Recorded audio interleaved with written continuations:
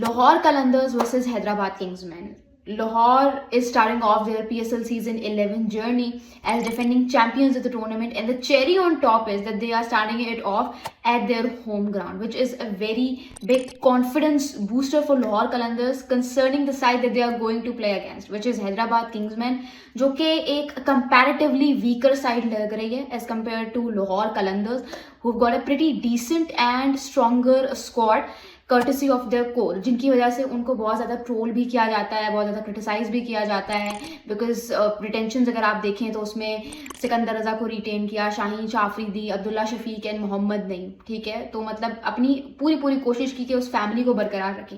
And even if you talk about the auction, they went in all for the players जिनको वो लेना चाहते थे अपनी फैमिली बरकरार करने के लिए, जिसमें हारिस रऊफ का नाम सबसे पहले है, फ़खर जमान का नाम आपके सामने है। सो that is the core. But at the same time, if you talk about Hyderabad Kingsmen, they've also got a pretty decent squad.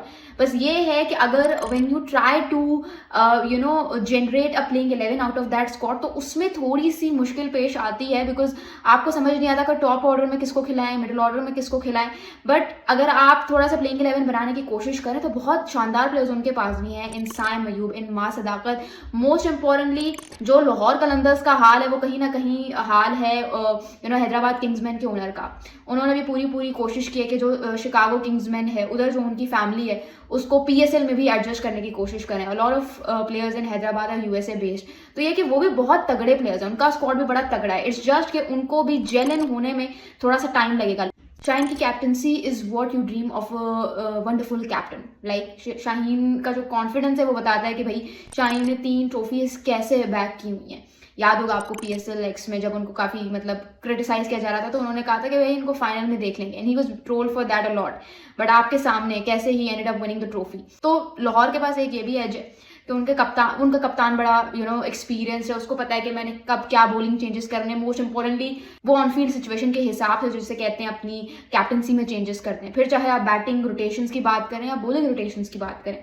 And you talk about Hyderabad, तो हैदराबाद के जो मानस लबुशेंग है, हाँ ठीक है, सिर्फ एक T20 इंटरनेशनल मैच खेला हुआ है, मतलब T20s के लिए तो वो कंसिडर ही नहीं किए जाते। ODI और टेस्ट में भी उनकी फॉर्म बड़ी डिप हुई है, बट यू नेवर नो, क्या पता पाकिस्तान की कंडीशंस उनको सूट कर जाएं, because at the end of the day it's the Australian mindset which is going to work for you. Players to watch out for in this particular clash from Lahore Qalandars has to be Abdullah Shafiq and Mohammad Naeem. If you talk about from Hyderabad, तो Hyderabad से is going to be Saim Ayub. I really want him to shine with the bat, and bowling में Maheesh Theekshana, because जो जिन conditions में match होगा, the matches are just restricted to only 2 venues now. So used wickets पे match होगा, slow pitches पे match होगा, the teams with good and better spin options might shine, right? So Maheesh Theekshana के बाद जो एक हैदराबाद की bowling लाइनअप डगमगा रही थी वो शायद थोड़ी सी बैलेंस हो सकती है after the addition of Maheesh Theekshana. So I really want him to provide some magic with the ball for Hyderabad Kingsmen.